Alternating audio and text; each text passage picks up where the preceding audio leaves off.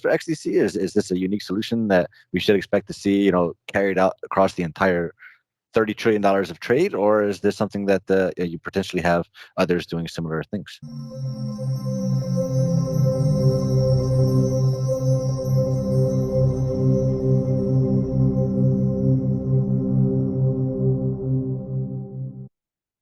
Alrighty, what is going on, everybody? Welcome back to another CYPRX video banger. In today's video, I'm going to be sharing some video clips for you all from a panel discussion that took place with Sunil Senapati, the CEO of the XDC Trade Network, and Stephen Bessie, marketing manager at FinTech Surge Future Blockchain Summit.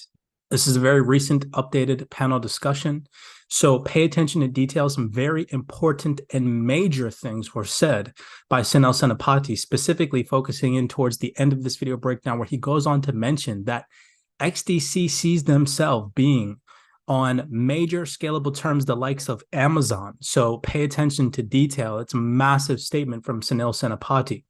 So first, we're going to start here on the Trade Finance Global website. You all remember, this is a recently updated fundamental that goes on to talk about how countries like Papua New Guinea, Belize, Kiribati, I'm going to probably butcher these, so I'm going to skip them, but they have already adopted MLETR.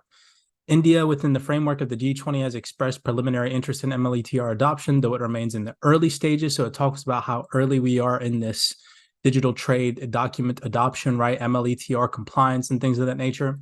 And then, do you all remember, if you head over to the ICC Digital Standards Initiative, you can actually see for yourselves how early we are in this MLETR adoption by clicking on this progress tracker. I showed you all this before.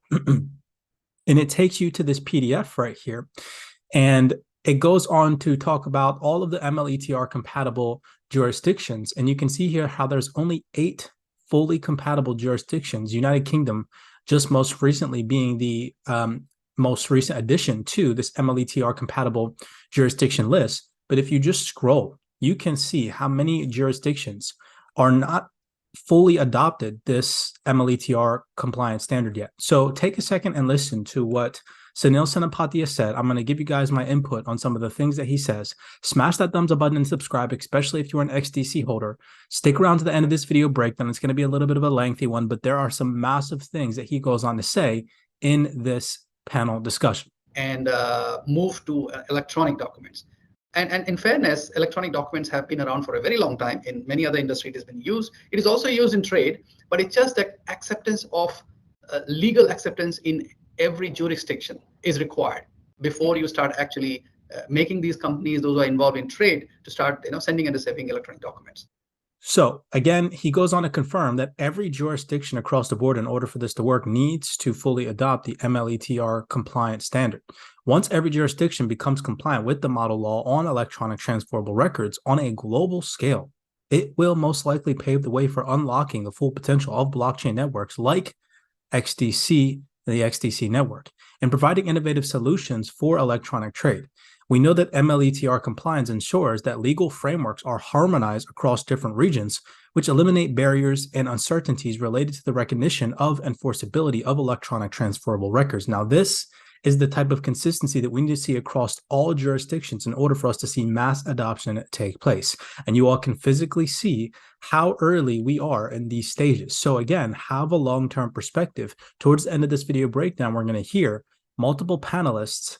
We have the ICC Secretary General, Chris Southworth, also confirming that this is all going to take time. So have that long-term perspective. Now, I want to take your attention real fast to something that Andre Casterman said on this little tiny TFD initiative panel discussion, getting ready for Trade Finance Investor Day heading into October. I believe it takes place on the 19th to the 20th of October. But listen to what he says about XDC Network, providing their solutions and doing a whole entire conference in front of banks and institutions, right? And then listen to what Sunil Senapati talks about here via the solutions that they provide and the $30 trillion opportunity that they're attempting to solve. So, Andre, you've been handpicking the best people in our industry to appear at our event. Yes, indeed. And I'm terribly proud of the work we have achieved over the last few weeks to handpick really the most recent innovations that are of importance for our target audience, banks, alternative lenders, and institutional investors. The Investor Day is all about demonstrating how we, as an industry on the trade side, can attract more institutional liquidity into the market.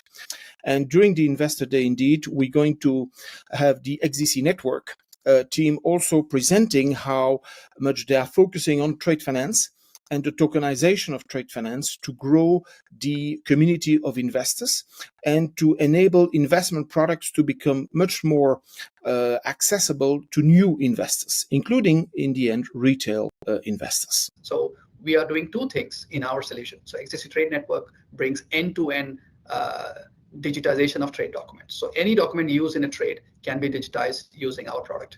And how are we digitizing it? There is a standard we follow, which is coming from ICC. There is a utility which has been developed by Singapore government authorities. IMDA is an Infocom Media Authority. So what IMDA has done is it created a trade trust as a utility, which clearly gives you a prescription how a data must be created, how a data must be stored, how it can be endorsed, and how it can be transferred. So this is all about rights of a document. So this is integrated into XDC network, which is the protocol itself. Now, what we do is we create these documents on our solution, which is the document layer where we create these documents. Once these documents are created, we provide funding for these documents. So this is the second functionality, which is very, very required functionality. So as I told you, the trade is around 30 trillion. Roughly, the latest report from ADB, which is Asian Development Bank, they recently announced as early as I think last week, is around about trade deficit of $2.5 trillion, which means Wow. $2.5 trillion worth of trade is not getting materialized because there is no capital. So after listening to Sunil Senapati, we know that XDC is transforming the global trade finance ecosystem by leveraging blockchain technology to provide secure, transparent, and efficient solutions. It eliminates the need for intermediaries, reduces transaction costs, and speeds up trade financing process. And they are about to go present in front of banking institutions at this Trade Finance Investor Day. Now, in a previous video breakdown, I showed you guys the likes of Deutsche Bank and JP Morgan are all going to be attending this event. And they are all going with the interest in asset tokenization and digital trade finance. So just take that into consideration, considering some of the numbers that these individuals are throwing around. And it's trillions of dollars. You really need to be paying attention to what is happening behind the scenes, because none of this stuff is going to be touted on the mainstream. What we are doing, we are changing the game itself. So I like that little tiny statement from Sunil Senapati, where he goes on to say, we are changing the game itself. There are going to be other competitors, which we're going to get into today's video breakdown. However, XDC and the XDC network is poised to be one of the sole solutions to facilitate global trade finance in the form of this new digital revolution.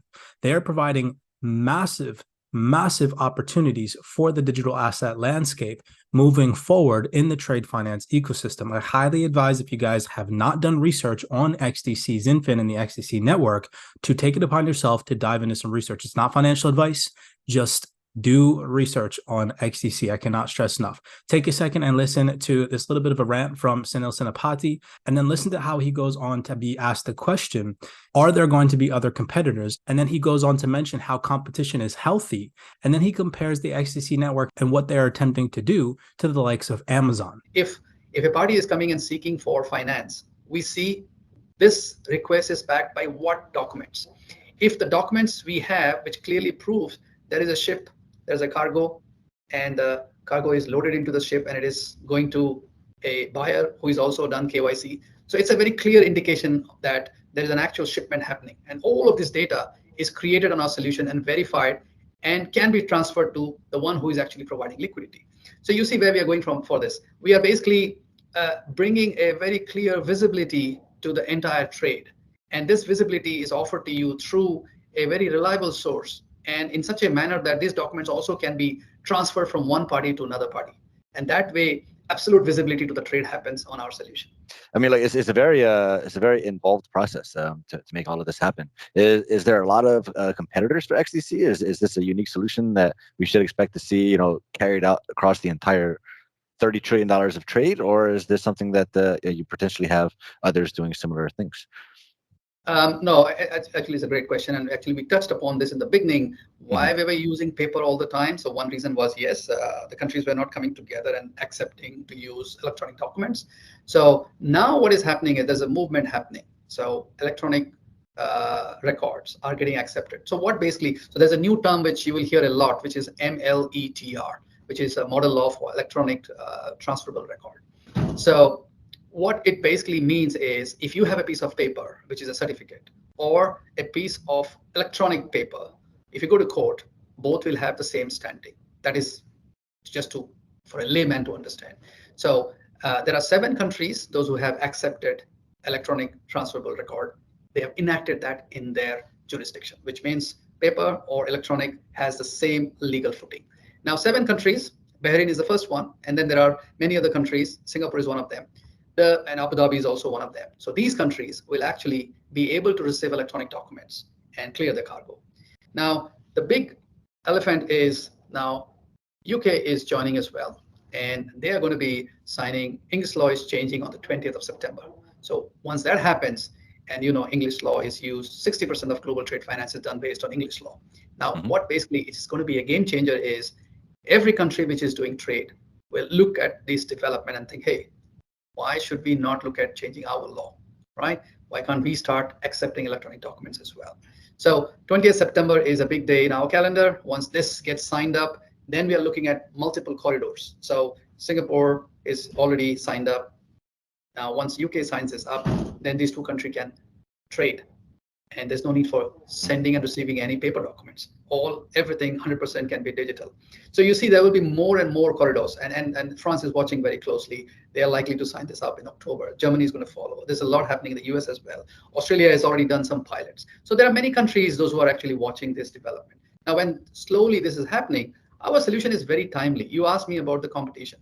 Where we don't see anybody competing with us is we are trying to manage this end-to-end, which means providing a technology, providing an application, and providing the entire support mechanism to do end-to-end services for digitizing trade and financing them as well. So that's what we're trying to bring.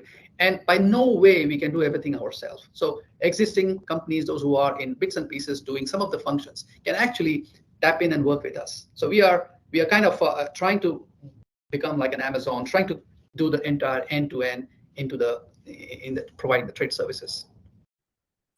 So that was an absolutely massive statement from Sunil Senapati. He freaking literally said that they are attempting to be the likes of Amazon in this trade finance ecosystem. Now, we know having multiple solutions like XDC is beneficial for addressing the $1 trillion trade deficit problem. They're not going to be able to just do it all by themselves. Competition is healthy. This diversity encourages, like I said, healthy competition and innovation, driving the development of a more efficient and cost-effective trade finance solution. XDC, along the likes, is aspiring to be, like you heard, like Amazon, the Amazon of trade finance. And that holds, in my personal opinion, a significant role in the ecosystem. XDC Network is aiming to provide a comprehensive platform that streamlines and simplifies various trade finance processes, much like Amazon offers a wide range of products and services. XDC aims to offer a multitude of financial instruments such as supply chain financing, trade credit insurance, and digital escrow services, all powered by blockchain technology. And we know that blockchain technology and distributed ledger tech is going to be the future of the whole entire global financial infrastructure. So I believe that that is a massive statement, and something that I'm going to say for the future of this digital asset landscape in my archive was that statement by Sunil Senapati that they are attempting to be like the Amazon of trade finance. One last video clip for you guys where they go on to confirm that this digital transformation is going to take time. Buckle up, ladies and gentlemen. I cannot stress enough that this transformation of trade finance from a century-old paper-based system to DLT and blockchain is a significant endeavor that requires time, things like regulatory adaptation, and industry-wide collaboration. We need to understand as early adopters of this technology that, we really have to grasp the nascent stage of digital asset landscape that we're in. Okay, we need to really appreciate the importance of maintaining a long-term vision focused on scalability and sustainable solutions. Although we are in a crypto winter, there are massive ongoing developments behind the scenes. XDC network in this context, in my personal opinion, plays a crucial role by pioneering innovations for trade finance moving forward. So we are kind of trying to become like an Amazon, trying to do the entire end-to-end in providing the trade services. What other challenges do you see? Well, the key challenge I see is adoption to new thing in a law takes its own time. So this might be a very time-consuming process. Around the world, so it's really exciting. Next phase is going to take some time. With that being said, if you're an XDC holder, smash that thumbs up button and subscribe. We do appreciate the love and support. As always, be cognizant, be aware. I'm not telling you guys to go out there and invest in XDC. Just make sure you take it upon yourself to dive into some research and enlighten yourself on what they are accomplishing, the solutions that they're bringing and providing for the whole entire industry as a massive market participant in trade finance. And with that being said, I'll see you guys in the next video breakdown.